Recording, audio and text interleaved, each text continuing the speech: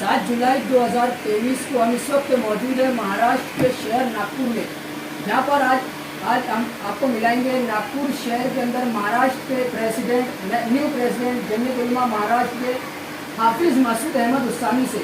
और सबसे पहले तो हम उनका TNN 24 न्यूज़ चैनल की पूरी टीम की ओर से बहुत बहुत मुबारकबाद देते हैं और उनके नए प्रेसिडेंट का पूरी टीम की तरफ से स्वागत करते हैं। और आइए हम जानना चाहेंगे हाफिज़ मसूद अहमद साहब से कि इस वक्त मुल्क के अंदर जो हालात है और आपका क्या कहना है उस पर।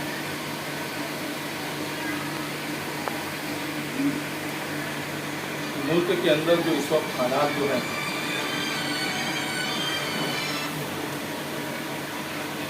मुल्क के अंदर जो इस वक्त जो हालात जो बने हुए हैं वो आप हज़रात मुझसे ज़्यादा बाखबर हैं।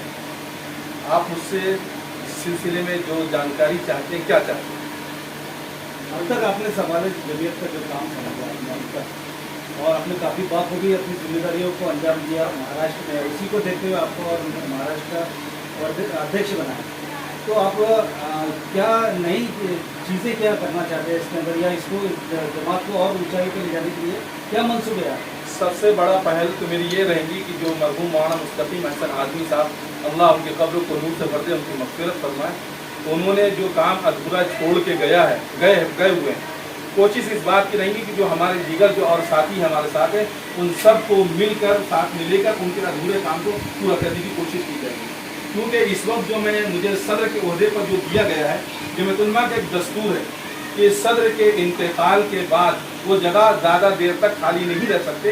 इसलिए चूँकि मैं आर्जी सदर, मुझे सदर नामजद किया गया, चूँकि मैं वाइस प्रेसिडेंट हूँ और वाइस प्रेसिडेंट होने के नाते वाइस प्रेसिडेंट सदर के इंतकाल के बाद वो खुद ब खुद उस पर आ जाता है। लेकिन वर्किंग कमेटी ने मुझे और हजरत मौलाना ने इंतकाल से कभी मुझे अपने जिम्मेदारी मुझे सौंप दी थी। ये कह दिया था कि मेरे दिक्कत, क्योंकि वो बीमार चलते थे, वो दफ्तर आ नहीं पाते थे, तो 2 साल 4 साल 3 साल से मुस्तकिल मेरी सदारत के अंदर जमीयत उलमा महाराष्ट्र की मीटिंगें होती थी। जमीयत का बहुत बड़ा नाम है। जी हाँ। और मैं एक बहुत ही हटके सवाल पूछने वाला हूँ, शायद किसी पत्रकार ने ये सवाल नहीं पूछा होगा आपको कि नेशनल लेवल पे काम करते हैं आप लोग, लेकिन इलेक्शन क्यों नहीं लड़ते, इलेक्शन क्यों नहीं लड़ते अपने लेवल? भाई, जमीयत उलमा का जो एक दस्तूर है, ये सियासी जमात नहीं है। जब जाहिर बात है जमात सियासी नहीं है तो सियासत में इसका अमल दखल कुछ नहीं। लेकिन ये और बात है कि कौम के अंदर या मिल्लत के अंदर या मुल्क के अंदर जिस किस्म के भी जो हालात आते हैं उसके अंदर हम बराबर उसकी वो करते हैं, दिफा के लिए करते हैं, चाहे वो कैसे भी हालात आए। जमीयत उलमा का अपना एक दस्तूर है। रह गई सियासत की जो बात है, सियासत लड़ना इसके दस्तूर के अंदर नहीं है। लेकिन एक वोट के लिए तो इलेक्शन लड़ने के लिए या अपनी पार्टी को जिताने के लिए उतना दूसरी पार्टियां काम नहीं कर पाती जितना कि आपकी पार्टी, आपकी जमात जो है वो काम कर रही है।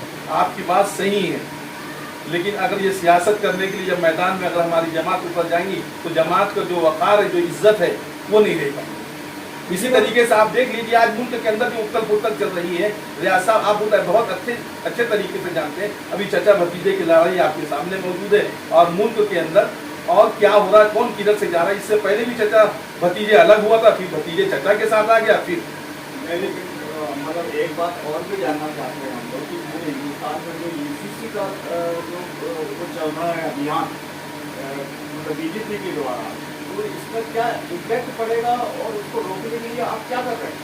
उसको रोकने के लिए हमारे बड़े बराबर मैदान के अंदर मौजूद है। ये और बात है, हमारे बड़ों का कहना है कि गुज़िश्ता 3 तलाक के वक्त के अंदर हमने जो काम किया और हमारे सड़कों पर आने के बाद जो उनको वो दिखा माप, तो वो लड़ाई हमको अभी नहीं लड़ना है। लेकिन ये बात हमारे बड़ों ने बिल्कुल वो कर दी है और कह दिया है। और कल ही हमारे सदर मोहतरम मौलाना अरशद मदनी साहब दामद बरकातुहू ने लॉ कमीशन को एक लेटर लिखा है और उस लेटर के अंदर ये वाज़ेह कर दिया हमारे सदर मोहतरम ने कि मुसलमान मर सकता है लेकिन अपनी मजहब को नहीं बदल, और यकसा सिविल कोड किसी भी कीमत पे हमें मंजूर नहीं।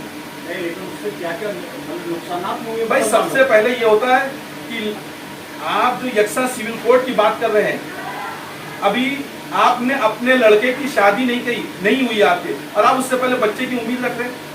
पहले उसका मुसव्विदा तो सामने लेकर आइए, और किसी चीज़ को करने के लिए आपने जमीयत उलमा से पूछा, जैसे हमारे रियाज भाई ने, कि आप क्या करेंगे।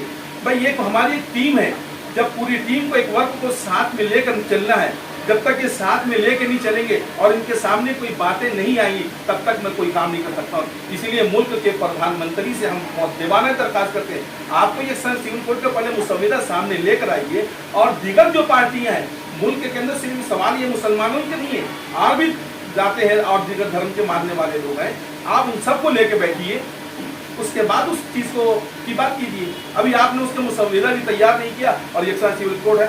हम हमारे बड़े ने कहा, हमारे सदर मोहतरम का कहना ये है कि इसकी लड़ाई हम रोड पर नहीं लड़ेंगे, लेकिन यूसी के ऊपर जो है हर मुसलमानों से उन्होंने ये आग्रह जरूर किया है कि उसकी जो भी आपके ऑनलाइन जो भेजना है आप उसको बराबर कीजिए। रोड पर इसलिए नहीं आना है कि ये मसला दूसरी तरफ न चले जाए, क्योंकि आपको ये मालूम अच्छे तरीके से कि भाई ये चाहते ही है कि मुसलमान रोड पर आ जाए, उनका मसला हल हो जाए, और उनका मसला कुछ नहीं है। आपका जो ये TNN है ये 24 नंबर है और उनकी तैयारी 2024 की है। अभी सब एक सवाल ये भी रहा है कि सोशल मीडिया के माध्यम से बहुत चल रहा है कि यूनिफॉर्म सिविल कोड अक्सर बहुत लोग जान रहे नहीं क्या है, लेकिन बहुत से लोगों में कमेंट भी आता है कि यूनिफॉर्म सिविल कोड है क्या। जब हमने अभी आपको इसमें ये कहा कि यूनिफॉर्म सिविल कोड का मुसविदा ही मैदान में नहीं आया तो उसका जवाब क्या देंगे आप? ना मैं दे सकता ना कोई, मुसविदा पहले सामने आए उसके बाद बात की जाएगी। चलिए प्रधानमंत्री की बात करते हैं। हमारे भारत के प्रधानमंत्री नरेंद्र मोदी जिस देश में मुस्लिम कंट्री में जाते हैं वहाँ कहते हैं कि मुसलमान भारत का जो है बड़ा खुशहाल है और कभी उन पर कोई हमले नहीं होते, लेकिन हम भारत में रहने के बाद देख रहे हैं कि लव जिहाद के मुद्दे और कई तरह के मुद्दे जो है मुसलमानों को बदनाम करने के लिए उन पर जुल्म भी किया जा रहा है। तो जमीयत क्या इस पर एक्शन लेने वाली है, क्या करने वाली है? जब इस पर एक्शन बराबर लेती है, मैदान से गाफिल नहीं है। मैदान की लड़ाई में जहाँ पे होता है हम कायदे कानून ज़ाब्ते को मद्देनजर रखते हुए और मुल्क के अंदर जो भी चीज़ है, जो कानून हमें जिस चीज़ की इजाज़त देता है उसको मद्देनजर रखकर हम कानूनी लड़ाई लड़ते हैं, हम रोड पर नहीं आते। अभी हाल ही में कुरान शरीफ को जलाया गया, जी हाँ, तो उसमें आप क्या विरोध प्रदर्शन करने भाई वाले हैं? हमारे सदर मोहतरम ने उसके विरोध के अंदर मुल्क के अंदर हमने क्या कहा, UCC जो कानून लाया जा रहा उसके लिए जब हम वो नहीं आ रहे मैदान में कहा तो उसके लिए थोड़ी दरख्वास्त ही करेंगे कि भाई कुरान को हम बेहुरमती की, कुरान के मैं अब चैनल पर बैठा हूँ कुछ ऐसी बातें ना बोल दूँ कि मुसलमानों की भी दिल आज़ारी है। भाई कुरान से वो जला देने से क्या कुरान खत्म हो गया? आपके बाजू बैठा हुआ शख्स है, आपके सीने में भी 10-5 आयतें होंगी, इनके सीने में क्या उस सीने से निकाल सकते हैं कुरान को? क्या इससे पहले नहीं जलाया गया कुरान को? ये तो ये है कि हमारे जज्बात से खेलना, और ये वक्त है, ये उम्मत के साथ बहुत नाजुक वक्त के अंदर हम चल रहे हैं। हमें बहुत सोच और विचार के साथ, बहुत इत्मीनान और सब्र सुकून के साथ हर मसले को देखना है। आप ये तारीख को पढ़िए और सीरत रसूल का मुताला कीजिए। सन 1 हिजरी से लेकर आप देख लीजिए कौन कौन सी हिजरी के अंदर अल्लाह के रसूल सल्लल्लाहु अलैहि वसल्लम के साथ कौन कौन से कैसे वाक़यात पेश आए थे। शोएब अबी तालिब को देख लीजिए आप, आज ही मैंने जुमे के अंदर ही बोला।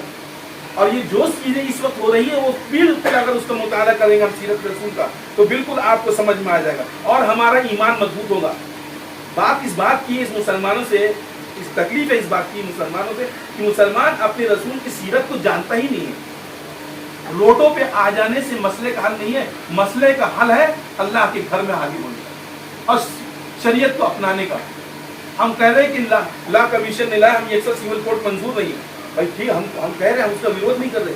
भाई शरीयत पे मुसलमान कितना अमल कर रहा है, पहले ये तो देखिए। शादी ब्याह के अंदर हमारे हालात क्या है, हमारी जेब की कैपेसिटी इतनी नहीं है, लेकिन शादी ब्याह करना है तो कर्ज लेकर करेंगे, मंगनी करना है तो कर्ज लेकर करेंगे। शरीयत का हमारा खुद का अमल नहीं है। शरीयत ने हर एक चीज के मसले को दिया है, हल निकाला है। सिर्फ मुसलमान अपनी शरीयत पर अमल करने वाला हो जाए, ऐसे ये 10 कानून लेकर आ जाए, इंशाअल्लाह अल्लाह की जात से ये उम्मीद है कि मुसलमानों का बाल बेकाना नहीं होगा।